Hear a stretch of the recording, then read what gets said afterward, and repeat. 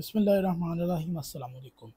سابقہ ویڈیوز میں ہم نے آپ کو بتایا کہ کس قدر صحابی رسول جیسے کہ عمر کا بیٹا اور ابن عباس اور دیگر تابعین بھی حجر ابن عدی صحابی رسول کا بے ایمانی قتل پر چپ نہ رہ سکے۔ کوئی چیخے مار کر روتا رہا تو کوئی مذمت کرتا رہا اور کوئی معاویہ کے ظلم و ستم سے اپنے موت کی دعائیں مانگتا رہا۔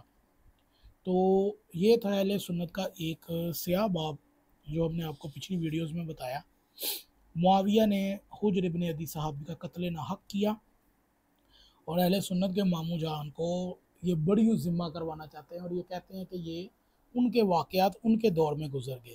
تو پھر اللہ نے قرآن میں موسیٰ اور فرعون کے واقعات عبرت کے لیے ہی تو بتائے ہیں، اور ہم یہ لوگ آپ کو اس لیے بتاتے ہیں کہ آپ لوگوں کی یہ گندی تاریخ اور یہ آپ کے ناجائز ظلم و ستم جنہوں نے اہل بیت کو بھی نہیں بخشا اور اہل بیت کے پیروکاروں کو، صحابہ کرام کو بھی نہیں بخشا، تو آپ کو ہم ان چیزوں پہ پردے نہیں ڈالنے دیں گے۔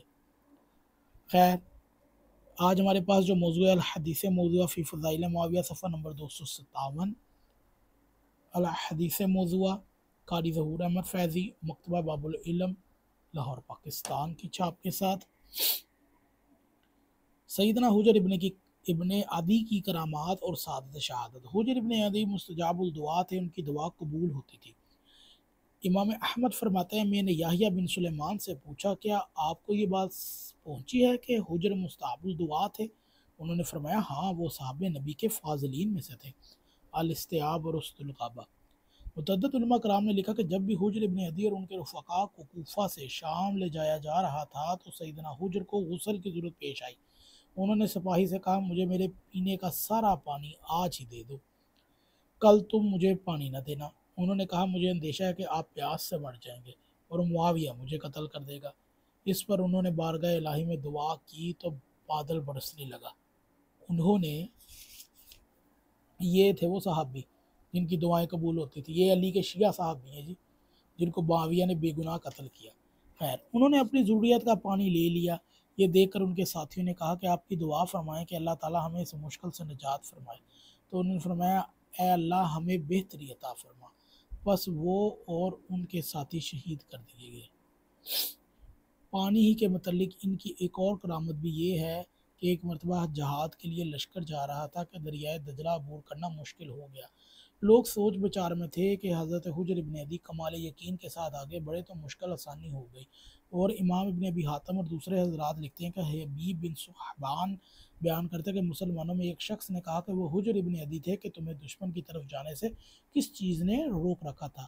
اس نطفہ یعنی دجلہ نے، اور نہیں ممکن کہ ہر کوئی شخص مرے بغیر اللہ کی اجازت کے، لکھا ہوا ہے موت کا مقرر وقت، سورہ آل عمران آیت نمبر 145۔ اور پھر انہوں نے اپنے گھوڑے کو دریائے دجلہ میں ڈال دیا تو دوسرے لوگ بھی کود پڑے۔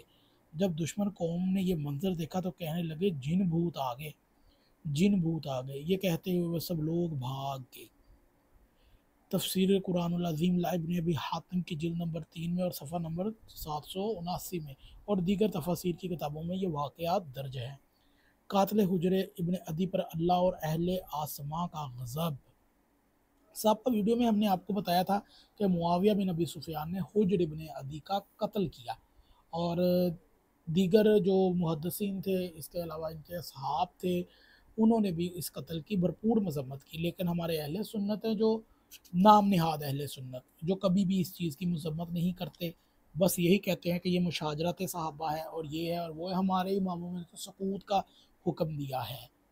تو آپ لوگ بے شرم ہو، اور آپ کے امام اس سے زیادہ بڑے بے شرم تھے جنہوں نے سقوط کا حکم دیا۔ لوگوں کو تو آپ کہتے ہو کہ میدان میں نکلو، یہ کرو، تو آپ کے سقوط اختیار کر کے بیٹھے تھے، کیوں جی یہ بنی امیہ کے ڈر سے کہیں گے؟ تو اس کو ہی تقیہ کہتے ہیں۔ اگر آپ کو یہ ویڈیو اچھی لگے تو اسے ضرور شیئر کیجیے۔